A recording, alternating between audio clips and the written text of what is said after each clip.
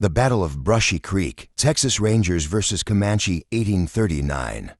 Welcome to Native Legends and History Stories, where we uncover the untold tales of America's frontier past. Join our growing community of history enthusiasts. Subscribe now to never miss an episode of these incredible true stories that shaped our nation.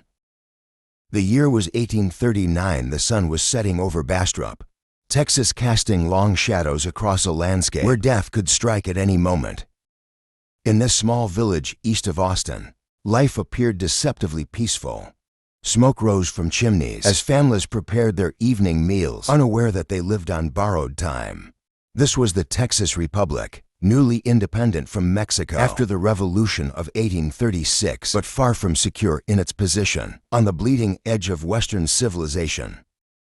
Within the town's wooden buildings and scattered homesteads lived a complex tapestry of humanity. Wealthy landowners, their fortunes built on the back of slave labor, occupied the larger houses. Their slaves, subjected to the harsh realities of chattel servitude, worked the surrounding fields and performed household duties. K'iche' natives, who had called these lands home for generations before the arrival of European settlers, moved quietly through the community. Tejano citizens, descendants of the original Spanish colonists, maintained their cultural traditions while adapting to life under the new republic. The warning system that would save their lives was simple yet crucial: a brass horn's lonely cry followed by 2 gunshots. Then another horn, more shots echoing across the settlements, until a cannon's boom would shake the town itself. This was no mere precaution, it was survival for in these lands. The Comanche ruled with terrifying efficiency, their mere name enough to send shivers down the spines of even the most hardened frontiersmen. Their raids had become legendary, striking fear into the hearts of all who dared settle in what the Spanish called Common Korea. The past decade had witnessed unspeakable brutality that made even the horrors east of the Mississippi pale in comparison. No one was safe, not the wealthy ranchers in their wooden mansions, not the slaves working the cotton fields, not the K'iche' natives or Tejano families who had called this land home for generations. The Comanche warriors showed no mercy, their attacks leaving trails of devastation that would haunt survivors for decades. The brutality knew no bounds. Entire families disappeared overnight, their homes reduced to smoldering ruins. Those who survived bore witness to torture killings, sexual assaults, and violence that transcended all boundaries of race, gender, social class, religious affiliation, nationality, and age. The Apache Tonkawa and Karankawa tribes had fallen victim to Comanche raids, as had Spanish and Mexican settlements that had stood for over a century. Colonel Edward Burleson, veteran of the Texas Revolution and current Army Chief of Staff, had seen enough of the aftermath. The scattered remains of homesteads, the stories of torture, the families torn apart, all had led him to implement the warning system that would give Bastrop citizens their only chance at survival. Each homestead knew the protocol. Upon spotting raiders, sound the brass horn long and clear. Fire 2 shots in rapid succession. The next homestead would repeat the signal, creating a chain of warnings that would culminate in the boom of Bastrop's defensive cannon. But on this particular evening in February, as darkness crept across the Texas frontier, the threat felt distant, almost imaginary. The citizens of Bastrop went about their evening routines, the tension of frontier life momentarily forgotten. Women tended to cooking fires, children completed their evening chores, and men saw to the day's final tasks. The setting sun painted the sky in hues of purple and orange, casting long shadows across the dusty streets and wooden buildings. Yet in the gathering dusk, destiny was already in motion. None could have known that this peaceful evening would soon erupt into one of the most shocking episodes in Texas history. The peaceful evening shattered in an instant. A high-pitched bugle call pierced the air, its mournful tone carrying across the darkening landscape. 2 sharp gunshots followed, their reports echoing through the settlement. Before the echoes had faded, another bugle sounded closer to town, accompanied by 2 more shots. Then came the deep, resonant boom of Bastrop's warning cannon, its sound rolling like thunder through the streets. The dreaded signal system had been activated. The Comanche were attacking. Men rushed from their homes, grabbing weapons and ammunition as they converged on the town square. Through gasping breaths, messengers delivered the horrific news. The Coleman homestead had been hit. Elizabeth Coleman, a widow, and her 5 children were the targets of a massive raiding party combining Comanche, Kiowa, and Weko warriors. The attack had begun in the Coleman's fields, where James Coleman and family friend James Rogers had been preparing the soil for spring planting. The warriors had emerged without warning, cutting off their retreat to the cabin. Only the thick forest cover had allowed the young men to escape, but their flight meant precious minutes lost in warning the others. Back at the cabin, Elizabeth Coleman and her 4 younger children had been tending their garden, unaware of the approaching danger. The late afternoon sun caught the glint of weapons as several hundred warriors charged toward them. At full gallop, their war cries splitting the air. Elizabeth screamed for her children to run, cut through the chaos. 3 of the children sprinted for the cabin's safety, but 5-year-old Thomas, his short legs unable to carry him fast enough, remained exposed. What followed was a mother's nightmare realized.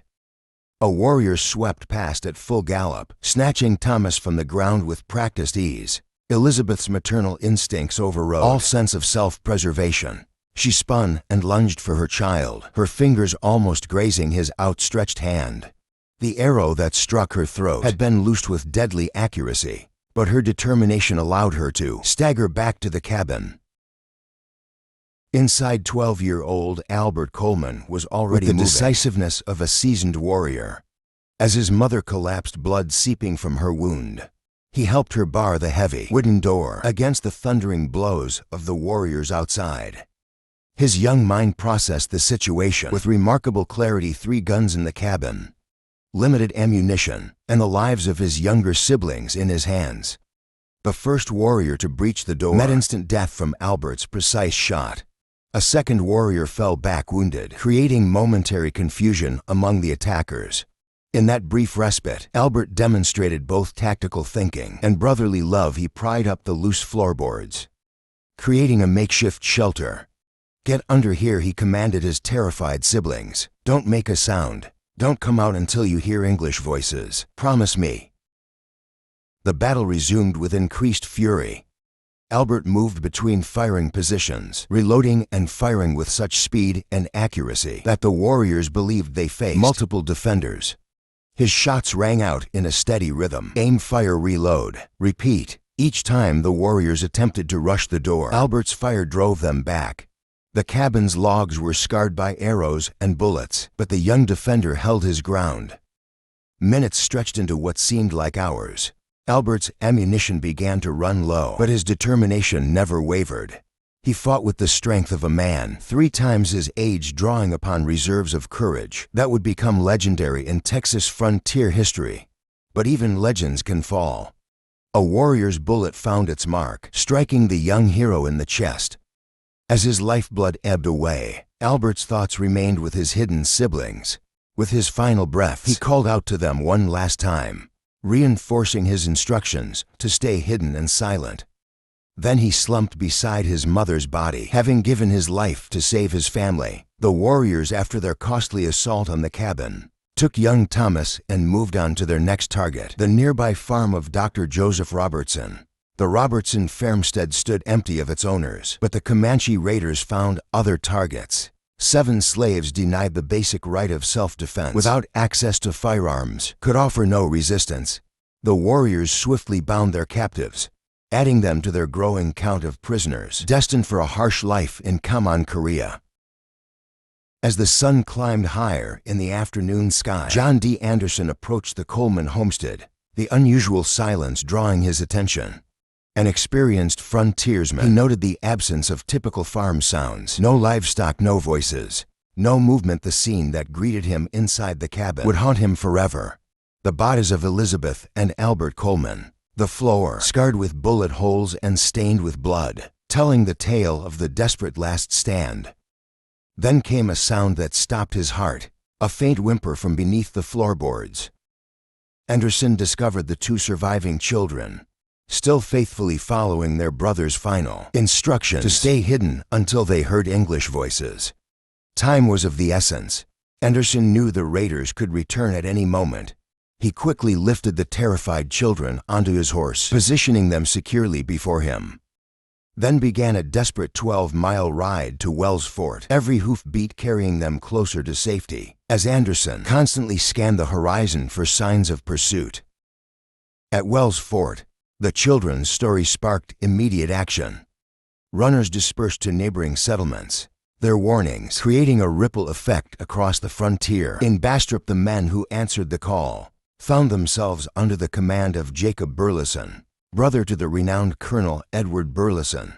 A complicated mixture of Texas Rangers and civilian volunteers, they formed a hunting party driven by equal parts vengeance and duty. The search stretched through the night, the trackers following signs that would be invisible to untrained eyes, broken twigs, disturbed grass, hidden hoofprints. As morning light spilled across the landscape, their persistence paid off. Near Post Oak Island, for miles north of Brushy Creek, they finally spotted the massive war party. This moment of discovery, however, was just the beginning of their challenge. What followed was a masterclass in the stark differences between Eastern and Comanche warfare. The Texians, many trained in traditional military tactics, witnessed what appeared to be a full retreat, as the Comanche warriors fled toward a densely wooded thicket. Operating on their Eastern woodland training, the Texians pursued in a tactical zigzag pattern, attempting to cut off escape routes. When they closed to rifle range, they made what would prove to be a critical error. They dismounted to form a traditional battle line. The Comanche response demonstrated their superior grasp of plains warfare. The seeming retreat transformed instantly into a devastating counterattack. Warriors wheeled their horses with incredible skill, turning the tables on their now vulnerable opponents. The Texian line disintegrated as men scrambled for their horses, suddenly understanding the fatal flaw in their strategy. In the chaos, young Ranger W.S. Wallace found himself in a nightmare scenario. His panicked horse bolted toward the Comanche lines, leaving him stranded and exposed on the open plain. Death seemed certain as he sprinted toward his comrades, the thunder of pursuing hoofs growing louder behind him. But then came an act of extraordinary courage. Captain Jack Haney, seeing Wallace's desperate plight, wheeled his horse around and charged back into danger. Time seemed to slow as Haney approached Wallace at full gallop. With practiced precision, he reached down and swept his fellow ranger onto his horse, the two men's lives hanging in the balance of that single, fluid motion. Arrows filled the air around them, their deadly whisper a reminder of how close death had come. Haney's horse, carrying its double burden, raced back to safety as the Comanche warriors pulled up, perhaps offering a moment of respect for such a display of bravery. In the chaos of retreat, another scene of sacrifice unfolded. Captain Jacob Burleson, Franklin H. Smith, and young Winslow Turner had nearly reached their mounts when disaster struck. Turner's horse, still firmly picketed to the ground, strained against its tether. The boy's trembling fingers fumbled with the knot as the thunder of Comanche hoofs grew closer. Without hesitation, Captain Burleson turned back. "Ride, Highsmith," he shouted, already dismounting. His boots hit the ground as he sprinted toward Turner. With practiced hands, he freed the horse while pushing the teenager toward the saddle.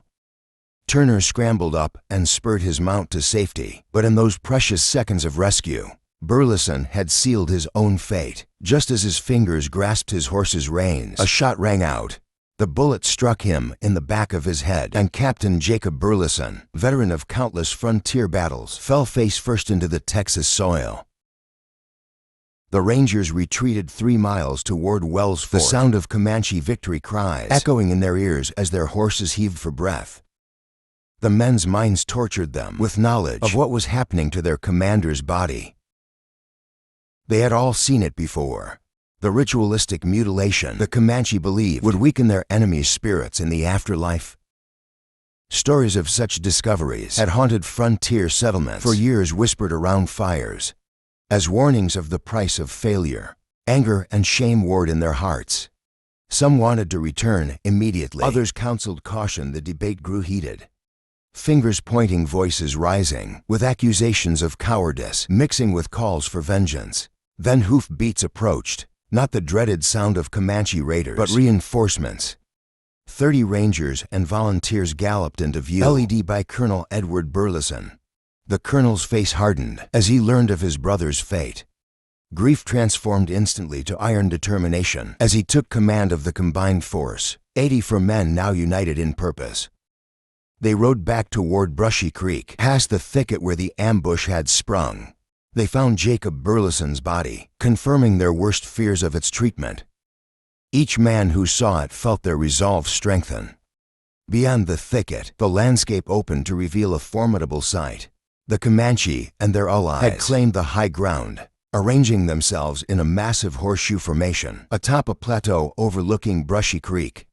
It was a classic defensive position, allowing them to observe any approach while maintaining the advantage of elevation.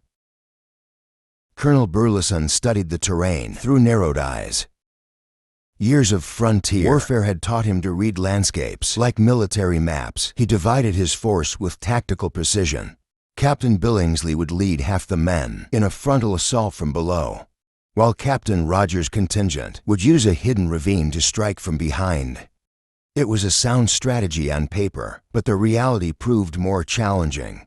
Both groups found themselves trapped 50 yards from the Comanche position, pinned down in a deadly stalemate. The open ground between them might as well have been miles wide. Any man who crossed it would face certain death. The battle settled into a tense exchange of fire, each side probing for weaknesses. From the Comanche position, one warrior demonstrated exceptional skill. His single-shot rifle cracked with deadly precision, each round finding its mark. Texians fell to his accuracy, and several others nursed wounds from his deadly aim. The sniper seemed to possess an almost supernatural ability to anticipate movement, his bullets arriving. The instant a Texian exposed themselves to fire, young Winslow Turner, the dead of his life, weighing heavily after Burleson's sacrifice, watched the pattern of gunfire intently. The warrior's skill demanded respect, but it also created a pattern. Turner's eyes traced the path of smoke rising from the hidden position after each shot. Slowly, methodically, he began to understand the rhythm of the sniper's deadly work. The next shot would reveal the exact location. If Turner could maintain his patience just a moment longer. Turner moved with calculated precision. He scaled a nearby tree, the rough bark biting into his palms. As he found a stable position among the branches, the elevation gave him a clear view of the telltale wisp of smoke rising after each of the Comanche sniper's shots. Turner steadied his rifle, controlling his breathing as he had been taught. When the next shot rang out, he was ready. His bullet found its mark with deadly accuracy, ending the reign of the skilled warrior. As darkness crept across the battlefield, the Comanche and their allies melted away into the night. Their retreat was accompanied by haunting death songs that drifted across the blood-stained ground, primal expressions of grief for their fallen brothers. The sound sent chills through even the most hardened rangers. In the eerie stillness that followed, the Rangers discovered a lone survivor at the abandoned Comanche position, one of the captured slaves, his body pierced by 9 arrows, but his spirit unbroken. Despite his grievous wounds, he lived to tell Colonel Burleson of the heavy toll taken on their adversaries. 30 Comanche warriors had fallen in the battle and been carried away by their companions. The Rangers' victory had come at a steep price. Captain Jacob Burleson's sacrifice was joined by 2 other immediate casualties. A week later, Reverend James Gilland would succumb to his neck wound, bringing the final death toll to 4. The Battle of Brushy Creek stood as stark evidence of the brutal reality of frontier warfare, a clash of cultures where courage and savagery, honor and vengeance, life and death intertwined in the harsh Texas landscape. Thanks for watching. Join us at Native Legends and History Stories for more untold tales of the American frontier. Each episode uncovers the raw, unvarnished truth of the events that shaped our nation. Subscribe now and become part of our community of history enthusiasts. Until next time, remember, the past lives on in the stories we tell.